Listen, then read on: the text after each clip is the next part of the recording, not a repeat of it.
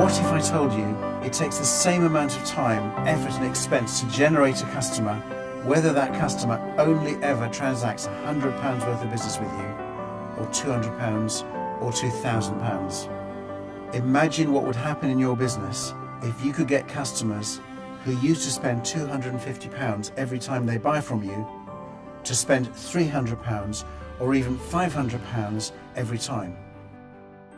Hello, I'm Robert Clay from Marketing Wisdom. Over the last 20 years, I've done considerable research into what makes businesses market leaders in their niche. In that time, I've taught more than 600 established businesses how to harness and apply these principles, which has enabled them to outsmart the 98% of businesses that don't. It works. In my previous blog, I took you through conversion strategies, the second of our turbochargers. Today, I'm going to introduce you to the third turbocharger, increasing your average customer spend per sale. But before I do that, let me remind you of all 6 turbochargers, which I will be covering over the next few blogs. 1. Lead generation strategy. 2. Conversion strategy. 3. More spend per sale. 4. More frequency of purchase. 5. Setting the right prices.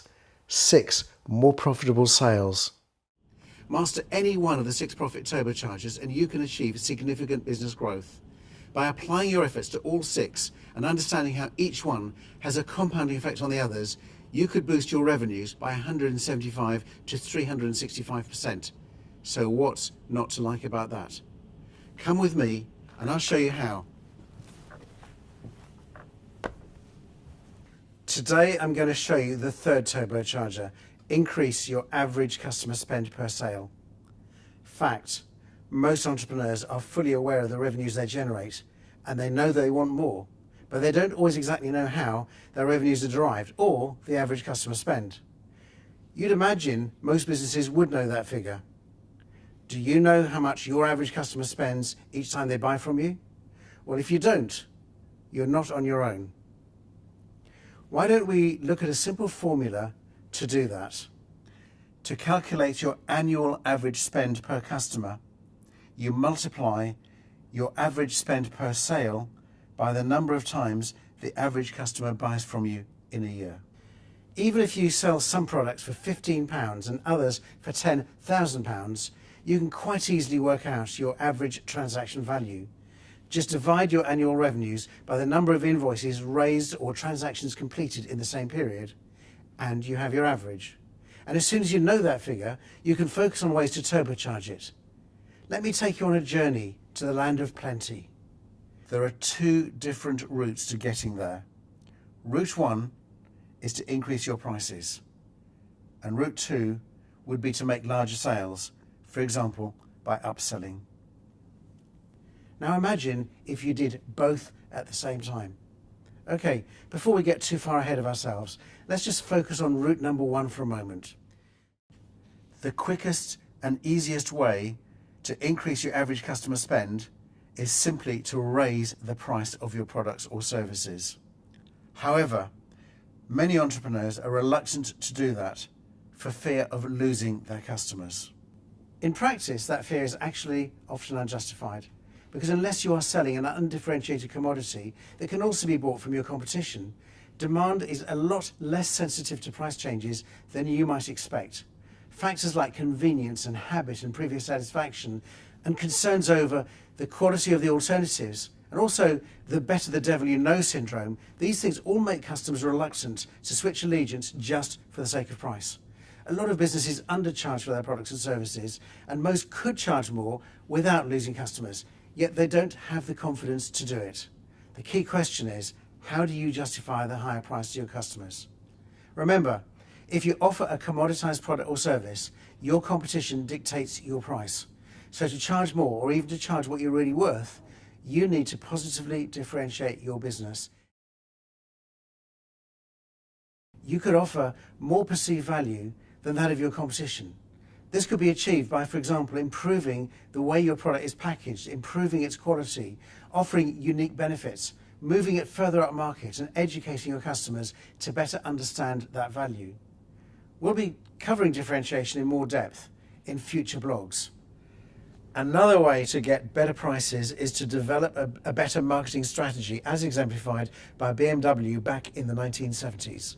They repositioned their cars as the ultimate driving machine, then spent millions of pounds on a series of successful advertising campaigns to drive that image into the minds of consumers. That allowed them to charge a premium based on the new perception of their products.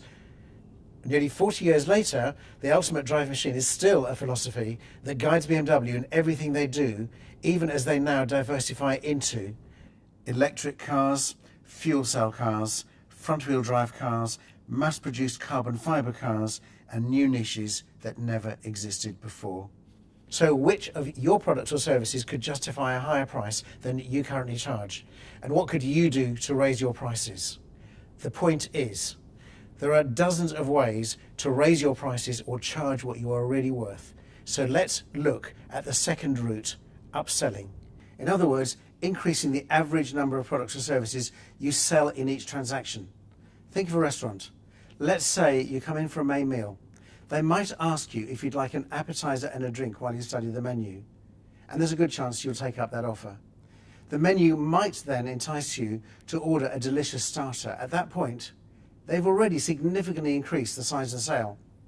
When you then go on to order your main course, there's a good chance you'll also order one or more side dishes to go with it. And then finally, they ask you if you'd like a dessert, a coffee, or maybe more. And for many people, that actually is the highlight of the meal.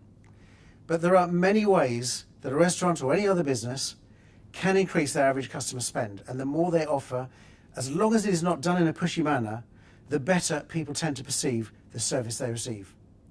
So you might train your staff to promote more expensive dishes or higher priced wines, or perhaps offer a free coffee with each dessert to entice your customer into spending more. Similarly, if you can find ways to increase the number of items you sell every time someone buys from you, you too will generate a considerably higher average customer spend per sale, which translates into larger sales revenues and profits in your business. You may also want to consider introducing more expensive products or services, or perhaps offering a discount on a second product or service, or maybe you could offer an extra item at no cost to customers who purchase two products at the same time. How many times have you been lured in by bog-offs when you've been to the supermarket? Now, if you're not from the UK, that means buy one, get one free. You only have to look at car manufacturers like Audi and BMW, Mercedes and Porsche to see upselling in action. They persuade almost every customer to shell out thousands of pounds for various options, from sports suspension to sports seats, sat-nav systems, aerodynamic body styling, cloth or leather trim, larger alloy wheels, adaptive cruise control. The list goes on and on. I've given examples of product-based businesses, but this principle applies equally to the services sector as well. Take accountants, for an example.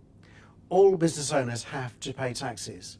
So when you first meet with your accountant to discuss having your annual accounts prepared, how many of you were offered additional services such as preparation of VAT returns or bookkeeping or self-assessment tax returns or investment planning or tax planning and so on? And how many of them did you actually buy? So what are you doing now to increase the value of your average sale? And what else could you do in the future? Here are some of the things you could do.